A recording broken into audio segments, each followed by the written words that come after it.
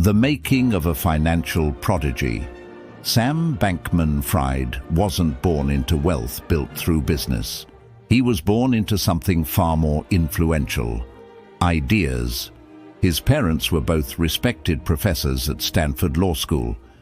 Dinner conversations weren't about sports or television.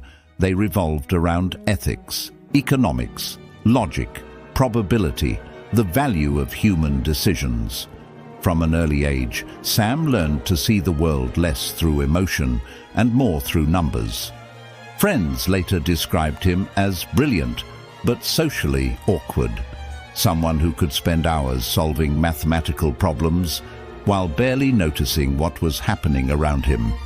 That analytical mindset eventually took him to the Massachusetts Institute of Technology. MIT wasn't just another prestigious university. It was where some of the world's sharpest mathematical minds competed against each other every single day. It was also where Sam encountered a philosophy that would shape both his public image and, ironically, his downfall.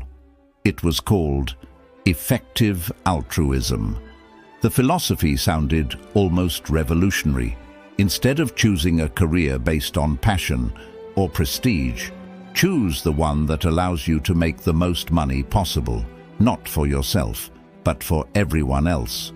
Earn billions, donate billions, save as many lives as possible, prevent future catastrophes, support scientific research, fight poverty, protect humanity from existential threats. To many people it sounded noble. To Sam, it sounded logical. Money wasn't the goal. Money was leverage, and if you truly believed you could use wealth to maximize global good, then becoming extraordinarily rich wasn't selfish. It became a moral obligation. That belief would later become one of the strongest pillars of his public identity. Investors loved it, journalists loved it, politicians loved it. Because unlike the stereotypical billionaire chasing yachts and private islands, Sam claimed he was chasing something much bigger, the chance to save the world. After graduating from MIT, he joined Jane Street Capital. To most people, the name meant very little. Inside the financial industry, it meant almost everything. Jane Street was one of the most sophisticated quantitative trading firms on the planet. Success there required exceptional speed, exceptional discipline, and an almost obsessive understanding of probability. This was where Sam learned to think like a professional trader. He mastered arbitrage, the art of exploiting tiny price differences across different markets. Most opportunities lasted only seconds, sometimes milliseconds. The profits on each individual trade were small, but repeated thousands of times. They became enormous. Sam quickly realized something important. Financial markets weren't perfectly efficient. Every inefficiency represented an opportunity. Every pricing error was money waiting to be collected. Then, around 2017, he noticed something almost no traditional Wall Street firm was willing to touch: cryptocurrency.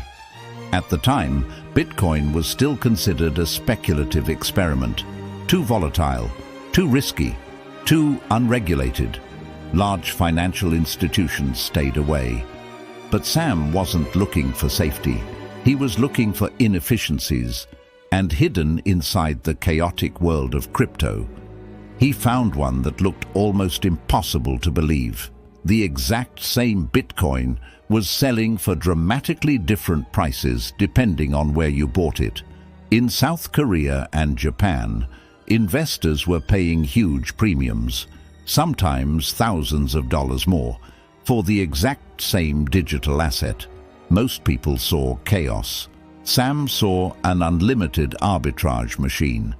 He realized that if he could move money across international exchanges quickly enough, he could generate millions almost automatically. That discovery would change everything, because it wouldn't just make him rich.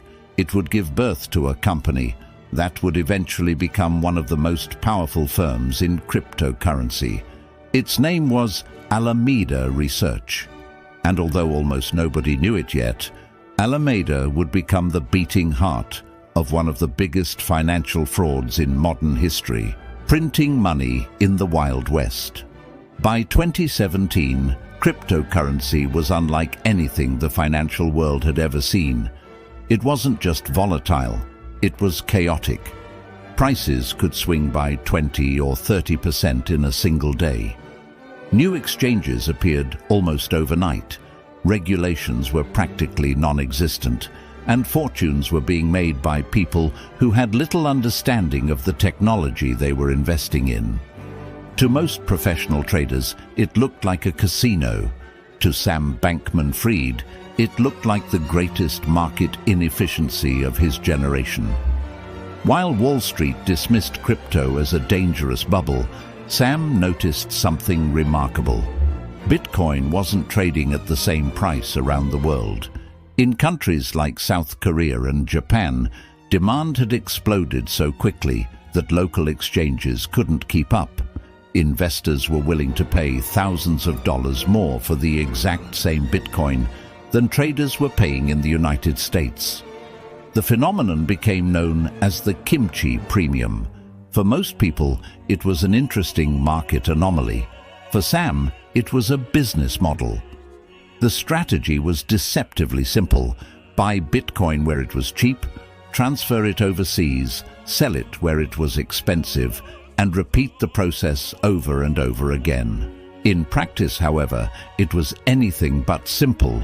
Moving millions of dollars across international borders required navigating banking restrictions, currency controls, compliance rules, and the technical limitations of early cryptocurrency exchanges.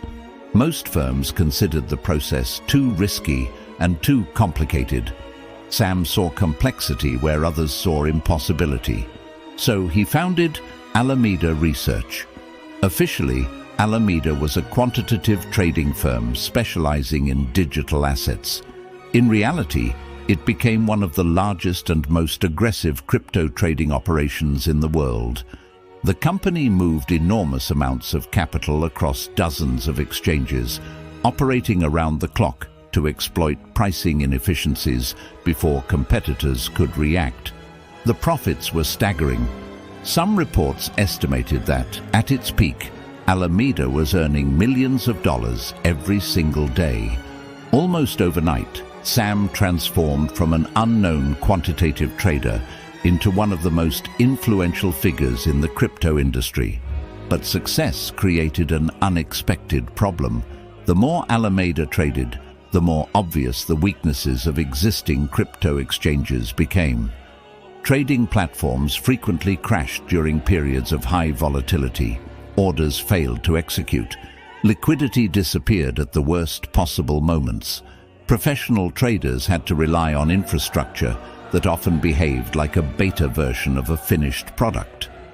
For a hedge fund managing billions of dollars, that wasn't just frustrating, it was dangerous.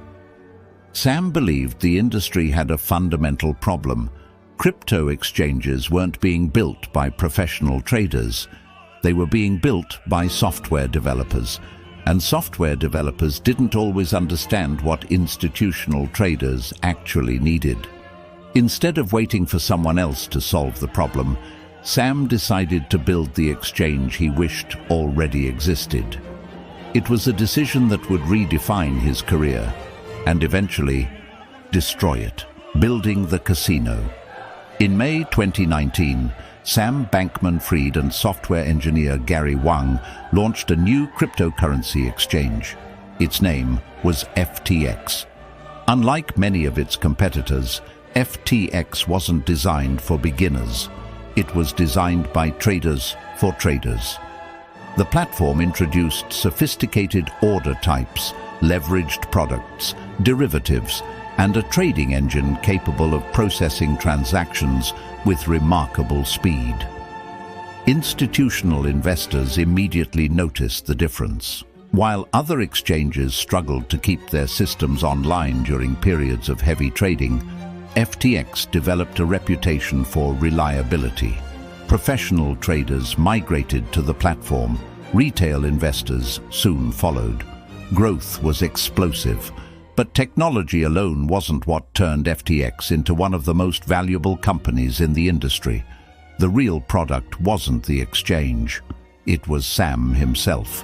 In an ecosystem filled with anonymous founders, extravagant promises, and questionable business practices, Sam projected something entirely different. He looked ordinary. His messy hair, oversized t-shirts, cargo shorts, and awkward demeanor became part of his personal brand. He didn't appear obsessed with luxury. He appeared obsessed with solving problems. That image proved incredibly powerful. Journalists portrayed him as the brilliant mathematician who happened to become a billionaire. Investors saw a disciplined founder driven by logic rather than ego. Politicians saw someone willing to engage with regulators instead of fighting them. He testified before the United States Congress. He met with lawmakers in Washington. He publicly advocated for clearer cryptocurrency regulations, positioning himself as the responsible face of an industry often criticized for its lack of oversight. Trust became FTX's most valuable asset, and investors couldn't buy enough of it. Some of the world's largest venture capital firms rushed to invest. Sequoia Capital, SoftBank, Temasek, Paradigm, Ontario Teachers' Pension Plan. Each funding round pushed FTX's valuation even higher. By early 2022, the company was worth an astonishing $32 billion. For a business that was less than 3 years old, the number was almost unimaginable. Success fueled even bigger ambitions. FTX signed a $135 million agreement for the naming rights to the Miami Heat's arena. Its logo appeared on Formula One cars. Major League Baseball umpires wore FTX patches on their uniforms. Then came the celebrity endorsements. Tom Brady, Gisele Bündchen, Steph Curry, Naomi Osaka, Larry David. Each new partnership reinforced the same message. If these global icons trusted FTX, why shouldn't everyone else? Millions of ordinary investors reached the same conclusion. They weren't simply depositing money into another crypto exchange. They believed they were trusting one of the safest financial companies in the world. And that's exactly what made what happened next so devastating. Because behind every sponsorship, every magazine cover, every congressional hearing, and every billion-dollar investment, a secret was quietly growing. A secret hidden so deeply inside FTX's operations that even many employees had no idea it existed. It was the secret that would bring the entire empire crashing down. The secret account that should never have existed. To the public, FTX and Alameda Research looked like two completely independent companies. FTX was an exchange, a marketplace where millions of people bought and sold digital assets. Alameda was a hedge fund. It placed risky bets, chased profits, and accepted the possibility of losing money. On paper, the relationship seemed perfectly normal. In reality, it was anything but. In traditional finance, the separation between an exchange and a trading firm is sacred. An exchange exists to serve its customers, not to compete against them. If the same company controls both the marketplace and one of its biggest traders, the conflict of interest becomes enormous. That's why financial institutions spend billions of dollars building walls between these businesses. At FTX, that wall never existed. Publicly, Sam Bankman-Fried insisted that customer assets were never touched. He repeatedly claimed that Alameda received no special treatment. Millions believed him. Investors believed him. Regulators believed him. Even many employees believed him. But behind the scenes, Alameda wasn't just another customer. It was the customer that never had to follow the rules. The first warning sign appeared long before anyone noticed. During FTX's early years, the company struggled to establish banking relationships. Many financial institutions were reluctant to work with cryptocurrency businesses, leaving the exchange with very limited options for handling customer deposits. Instead of waiting for the banking system to catch up, FTX improvised. Customers who wanted to fund their accounts were often instructed to wire money, not to FTX, but directly into bank accounts controlled by Alameda Research. Most users never questioned it. They assumed it was simply an administrative workaround. After all, their balances appeared correctly inside the FTX app. Everything looked normal, except it wasn't. Once those deposits arrived in Alameda's accounts, the money was no longer sitting safely in reserve. It became available for something entirely different. Trading, borrowing, investing, spending. Billions of dollars that customers believed were safely stored inside FTX quietly became fuel for Alameda's aggressive trading strategy. The distinction between customer money and company money slowly disappeared, and almost nobody realized it. But even that wasn't the most dangerous part. Because somewhere inside FTX's code, there was a privilege that only one company possessed. Alameda had access to something no other customer could even imagine, a hidden advantage that would eventually destroy the entire empire, the invisible backdoor. Modern financial exchanges operate according to one unforgiving rule. If your account runs out of collateral, your positions are liquidated automatically. The computer doesn't care who you are. Whether you're a college student trading a few $100s or a billionaire managing a hedge fund, the rules are the same. Lose too much money, and you're out. That's how exchanges protect customer deposits. That's how they survive market crashes. That's how trust is maintained. Except at FTX. According to prosecutors and later confirmed during the criminal trial, Sam Bankman-Fried directed software engineers to create a hidden feature inside the exchange. It wasn't visible to customers, it wasn't disclosed to investors, it wasn't known by lenders, and it wasn't documented in any public financial statement. Inside the system, Alameda Research received what amounted to an unlimited line of credit. Every other customer faced automatic liquidation when their losses became too large. Alameda didn't. Its account could fall billions of dollars into negative territory, and nothing happened. No liquidation, no margin call, no warning. Imagine walking into a casino where every gambler has to stop playing once they lose all their chips, except for one player. One player is allowed to keep gambling forever. No limits, no consequences. Even worse, when that player runs out of money, the casino quietly hands over chips belonging to everyone else. That wasn't simply poor risk management. It fundamentally changed the nature of the exchange. FTX wasn't operating as a neutral marketplace anymore. It had become the private financing arm of Alameda Research. As Alameda expanded its trading operations, the amount of borrowed customer money continued to grow. The numbers became staggering, hundreds of millions, then billions. Eventually, the hole grew so large that it could no longer be filled with profits alone. The company needed something else, something that looked valuable, even if it wasn't.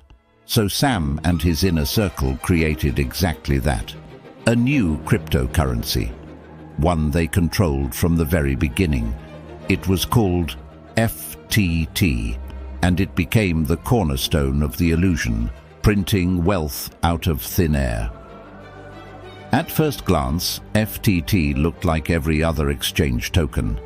Crypto platforms often create their own digital coins to reward loyal users, reduce trading fees, or provide access to exclusive features. There was nothing unusual about that.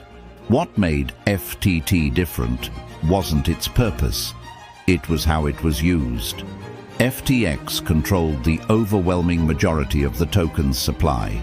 That meant only a small percentage was actually being traded in the open market. With so few tokens changing hands, it didn't take much buying pressure to push the price dramatically higher. As demand increased, the market value of FTT appeared to skyrocket. On paper, billions of dollars had been created. But most of that wealth existed only because almost nobody was trying to sell. Think of it this way. Imagine printing 1 million pieces of artwork in your garage. You sell a single painting to a friend for $1,000. Suddenly you claim that every painting is worth the same amount. On paper, you're now worth $1 billion.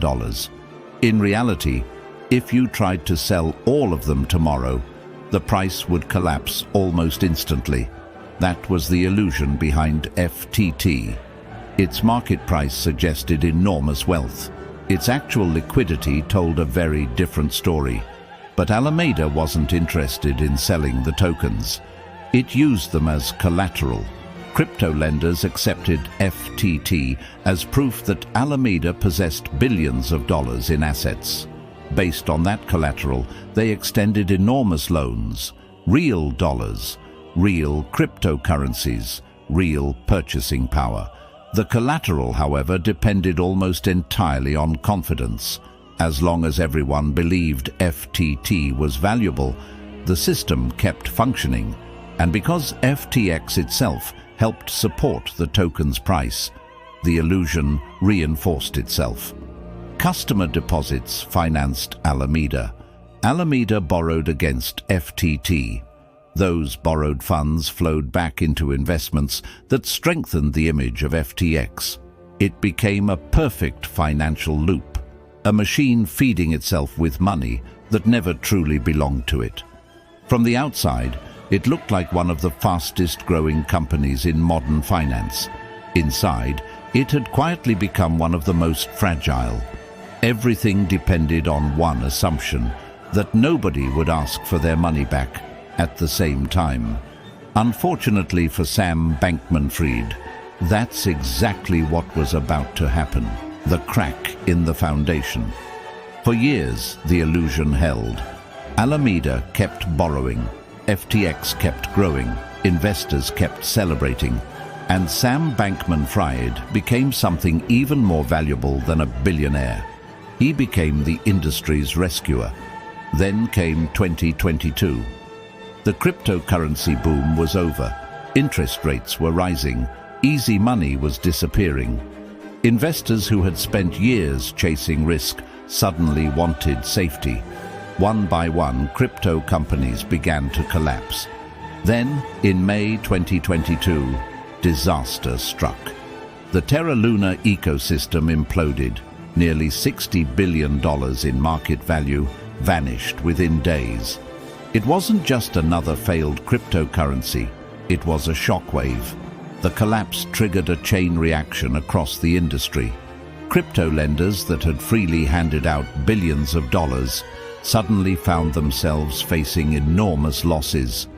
Companies like Celsius Network and Voyager Digital spiraled toward bankruptcy. Credit markets froze almost overnight, and when lenders become afraid, they all ask the same question: where's our money? That question landed directly on Alameda Research's doorstep. For years, lenders had accepted FTT tokens as collateral.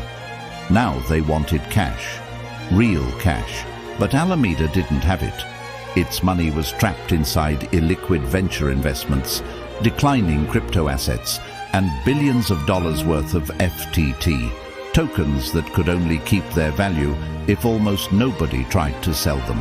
Sam faced the most important decision of his life. He could allow Alameda to fail, exposing the truth to investors and customers, or he could keep the illusion alive just a little longer. He chose the second option. According to federal prosecutors, billions of dollars in customer deposits were quietly transferred from FTX to Alameda to cover mounting losses and satisfy desperate lenders. To the public, nothing appeared unusual. Customers continued trading, investors continued praising Sam, and the media celebrated him as crypto's white knight. Ironically, while his own empire was already running out of money, Sam began offering rescue packages to other struggling crypto companies. He positioned himself as the industry's last line of defense. The irony couldn't have been greater. The man pretending to save the crypto market was secretly trying to save himself. For a few more months, the performance continued. But every illusion has one weakness. It depends on secrecy. And on November 2nd, 2022, the secret finally escaped: the leak. The article was published by CoinDesk. At first glance, it looked like just another industry report. In reality, it was the beginning of the end. CoinDesk had obtained a leaked copy of Alameda Research's internal balance sheet. For the first time, outsiders could see what the company actually owned. The numbers were shocking. Alameda claimed to hold assets worth approximately $14 billion. But there was a problem. A huge portion of those assets wasn't cash. It wasn't Bitcoin. It wasn't Ethereum. It wasn't government bonds or publicly traded stocks. It was FTT, the very token created by FTX. The market suddenly realized something terrifying. The two companies weren't merely connected. They were financially dependent on one another. If confidence in FTT disappeared, both companies could collapse together. Imagine a bank claiming it has billions in reserves, then discovering those reserves consist mostly of stock certificates printed by the bank itself. That's essentially what investors were looking at. Confidence evaporated almost instantly. Questions spread across social media. Analysts began dissecting Alameda's balance sheet. Institutional investors started making phone calls. And one person, more than anyone else, understood exactly how dangerous the situation had become. Changpeng Zhao, better known simply as CZ, the founder and CEO of Binance, FTX's biggest competitor. For years, Binance had accumulated a massive position in FTT as part of an earlier investment in FTX. After reading the CoinDesk report, CZ reached a conclusion. Holding billions of dollars in FTT was no longer worth the risk. On November 6th, he posted a message on X, then known as Twitter. Binance would liquidate its remaining FTT holdings. The announcement contained only a few sentences, but those sentences would trigger one of the largest digital bank runs in history. 72 hours. Panic spreads differently in the digital age. There are no lines outside bank branches, no television cameras filming crowds at ATMs, only millions of people refreshing their phones at exactly the same time. Within minutes of CZ's announcement, FTX users began requesting withdrawals. At first, the numbers were manageable. Then they accelerated. Hour after hour, more customers rushed to move their money. Rumors became fear. Fear became urgency. Urgency became chaos. In less than 24 hours, customers requested withdrawals exceeding $6 billion. A legitimate exchange should have been able to process them. Customer deposits are supposed to remain available at all times. But FTX had a problem. The money wasn't there. It had been transferred, spent, invested, lost. For years, the exchange had operated under the assumption that not everyone would ask for their money back at once. Now, everyone was asking. Behind the scenes, executives scrambled to understand the size of the disaster. Lawyers demanded answers. Engineers searched through internal systems. Employees who believed they worked for one of the world's safest exchanges suddenly realized they were standing inside a company that might already be insolvent. Meanwhile, Sam Bankman-Fried turned to social media. His message was calm, confident, reassuring. FTX is fine. Assets are fine. Those words would become one of the most infamous statements in financial history, because at the exact moment they were published, FTX was desperately searching for billions of dollars that no longer existed. Inside the luxury penthouse in the Bahamas, panic had replaced confidence. Executives reportedly broke down in tears. Law firms prepared for the inevitable. Phone calls went out to venture capital firms, sovereign wealth funds, and major investors around the world. Sam wasn't looking for another investment round. He was looking for a lifeline. He needed approximately $8 billion immediately. Without it, FTX wouldn't survive the week. For a brief moment, it appeared that Binance might step in. CZ signed a non-binding letter of intent to acquire FTX, pending due diligence. The crypto world watched in disbelief. Could the industry's biggest rival actually save the exchange? The answer came less than 24 hours later. After reviewing FTX's financial condition, Binance walked away. The problems were simply too large. The balance sheet made no sense. The accounting was incomplete. The hole was deeper than anyone had imagined. At that moment, the outcome became inevitable. On November 11th, 2022, FTX, Alameda Research, and more than 100 affiliated entities filed for Chapter 11 bankruptcy protection. Sam Bankman-Fried resigned as CEO. The company, once valued at $32 billion, had collapsed in less than 72 hours. Not because cryptocurrency failed, not because markets turned against it, but because the foundation had never been solid to begin with. An empire built on trust had been hiding a lie. And once that lie became visible, everything else disappeared with it. The ruins of an empire. When John J. Ray III entered FTX, he was not walking into a normal bankruptcy. He had spent decades dealing with some of the most complicated corporate failures in history. He was the man brought in to oversee the collapse of Enron, one of the largest accounting scandals in corporate America. He had seen corruption. He had seen incompetence. He had seen companies collapse under the weight of their own deception. But what he found inside FTX shocked even him. In his filing to the bankruptcy court, Ray described the situation as an unprecedented failure of corporate controls. The company had almost no reliable financial reporting system. There was no clear record of where billions of dollars were held.